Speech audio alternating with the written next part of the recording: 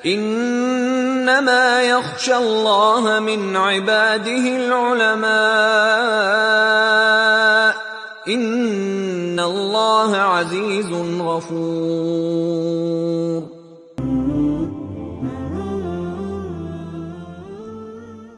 Atadri mata yastarihu ad-dhamir idza nimta. Ketika kita berbicara tentang adab, maka tentunya kita perlu untuk mengetahui apa itu yang namanya adab. Secara bahasa, adab bisa juga disebut sebagai al-jam' ataupun mengumpulkan. Jadi ketika seseorang dia disebut sebagai seorang yang beradab, maka pada hakikatnya dia mengumpulkan sifat-sifat, perangai-perangai yang menjadikan seorang tersebut itu terlihat baik. Maka dari situ para ulama menyebutkan bahwa yang namanya adab adalah ketika seseorang dia itu memperbaiki dirinya sendiri, memperbaiki perkataannya, memperbaiki perbuatannya, kemudian juga memperbaiki hatinya. Al-Imam An-Nawawi pernah menyampaikan di dalam kitabnya At-Tibyan fi Adab Hamalatil Quran, yatibul qalbu lil ilmi kama tatibul ardu lizzira'ah. Hati yang subur, hati yang baik akan mudah untuk ditanami ilmu, sebagaimana tanah yang subur mudah untuk dipakai bercocok tanam. Maka perkataan beliau ini mengibaratkan bahwa hati adalah media tanam yang akan tumbuh di atasnya tanaman ilmu, sedangkan adab adalah pupuknya yang akan senantiasa menjadikan hati itu subur untuk ditumbuhi ilmu.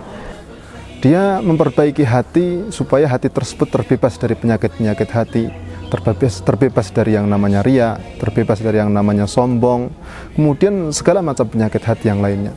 Tidak keluar dari lisannya kecuali hal-hal yang baik.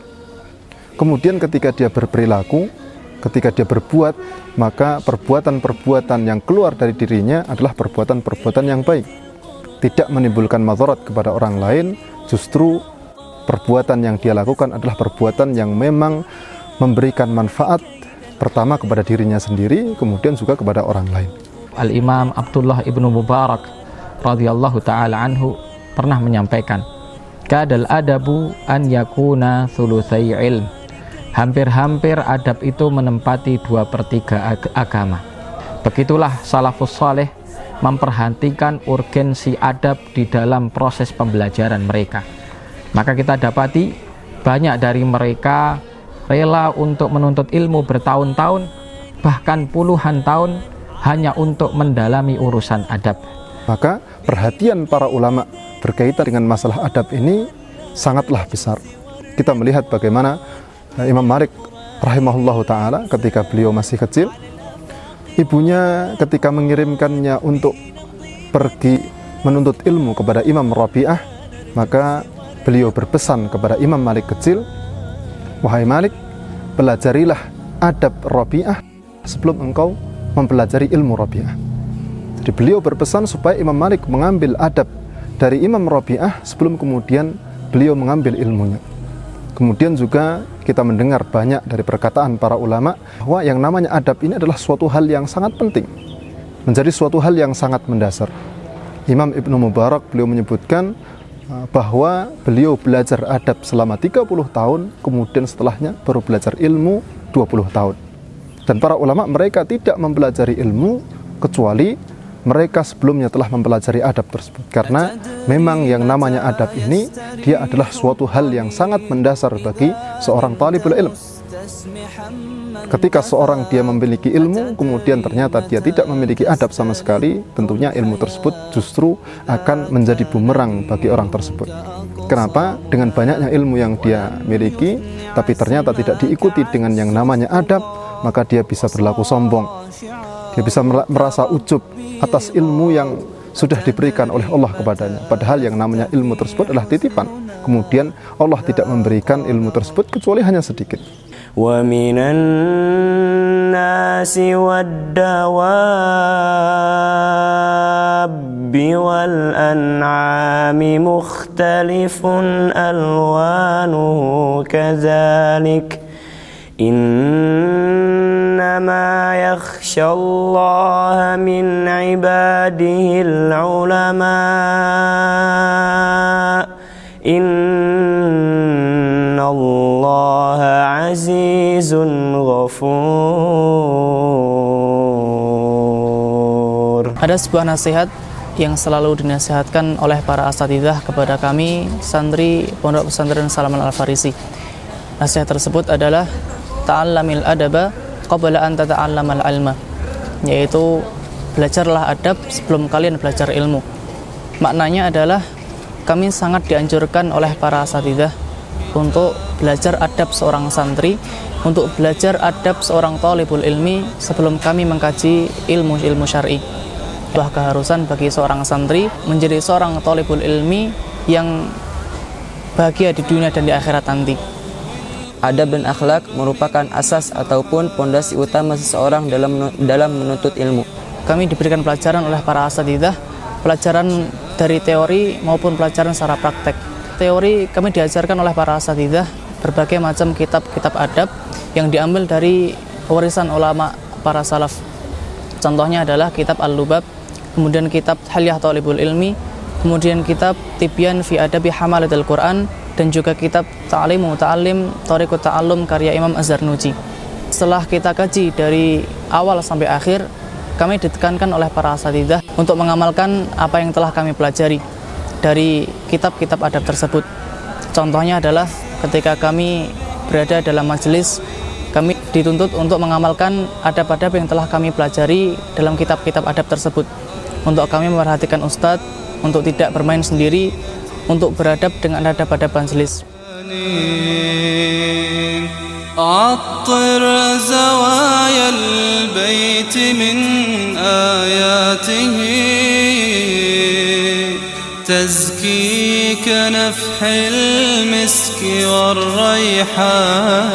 Adab-adab yang harus diperhatikan, diantaranya tidak berbicara kecuali sesuatu yang baik, sebagaimana yang telah disabdakan oleh Rasulullah SAW di dalam hadisnya, "Man kana yu'minu billahi wal yawmil akhir falyaqul khairan aw liyasmut." Barang siapa yang beriman kepada Allah dan hari akhir, maka hendaknya ia berkata yang baik atau lebih baik diam. Kemudian yang kedua, dilarang membicarakan setiap apa yang ia dengar. Sebagaimana sabda Rasulullah SAW, "Kafa bil mar'i ithman an yuhadditsa bikulli ma sami'a." Cukuplah seseorang tersebut dikatakan berdosa ketika ia membicarakan setiap apa yang ia dengar. Kemudian ketika kami bertemu dengan para asatidzah, maka dianjurkan bagi kami untuk beradab dengan para asatidzah, seperti halnya tersenyum, kemudian mengucapkan salam, kemudian juga bertasafah, mencium tangan dengan hormat.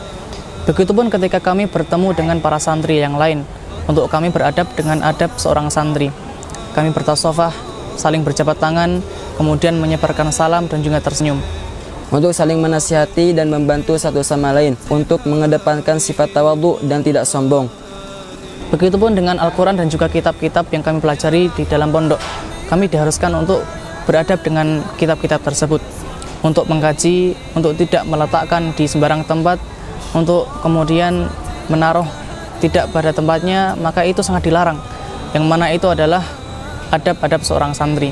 Ahibai fillah rahimakumullah, kita melihat urgensi adab tersebut dan betapa penting adab diterapkan di dalam proses pembelajaran para siswa, para santri, sehingga kami di Pondok Pesantren Salman Al-Farisi menjadikan adab prioritas utama untuk kami terapkan. Bahkan sejak dini, ketika anak-anak santri baru mulai mengikuti pembelajaran di pondok pesantren kami, tentunya kami tahu bahwa input santri yang masuk ke pesantren kami memiliki background dan juga latar belakang yang berbeda-beda. Butuh untuk diseragamkan, butuh untuk diselaraskan, butuh untuk ditanami adab terlebih dahulu, agar pada waktunya nanti mereka siap untuk membangun, untuk mengambil dan mendalami ilmu dengan baik. Pembinaan akhlak itu prioritas. Oleh karena itu Rasulullah SAW itu diutus untuk menyempurnakan akhlak, sebagaimana sabda Rasulullah SAW, "Bu'istu liutammima makarimal akhlak." Aku diutus untuk menyempurnakan ajaran akhlak yang mulia. Para ulama salaf juga mereka ketika mereka belajar ilmu dan mereka mempelajari ilmu, mereka sangat perhatian seputar masalah akhlak. Bahkan mereka meletakkan pembelajaran akhlak dan penanaman adab sebagai sesuatu yang harus diberikan sebelum ilmu itu dipelajari. Imam Malik bin Anas pernah berkata, "Kunna nata'allamul adab qabla an nata'allamal ilma." Dahulu kami belajar adab sebelum mempelajari ilmu. Mengapa? Karena ilmu yang dimiliki atau ilmu yang dipelajari kalau kemudian tidak dilandasi dengan adab dan akhlak yang mulia, hal ini bisa berbahaya apabila digunakan untuk kepentingan-kepentingan hawa nafsunya dan hal-hal di luar dari kehendak yang diridhoi oleh Allah Subhanahu wa taala. Oleh karena itu, Yayasan An-Nubala dalam progres dakwah dan pendidikan yang dilaksanakan oleh yayasan bersama dengan Ma'had Salman Al-Farisi dan kegiatan-kegiatan lainnya sangat perhatian seputar bagaimana menanamkan adab dan akhlak buat para santri-santrinya dan buat para murid-muridnya. Berkenaan dengan perkembangan akhlak dan adab, Masya Allah, perkembangan dari anak kami ini justru melebihi dari apa yang kami harapkan. Dari akhlak hariannya di rumah, berkenaan dengan semangatnya untuk menjalankan kewajiban sholat berjamaah, ini sangat terlihat anak ini motivasinya sudah jauh ada peningkatan ketika dibandingkan sebelum masuk ke pondok. Jadi anak ini semakin paham bagaimana harus bersikap ketika bertemu bersama dengan lawan jenis yang bukan mahram.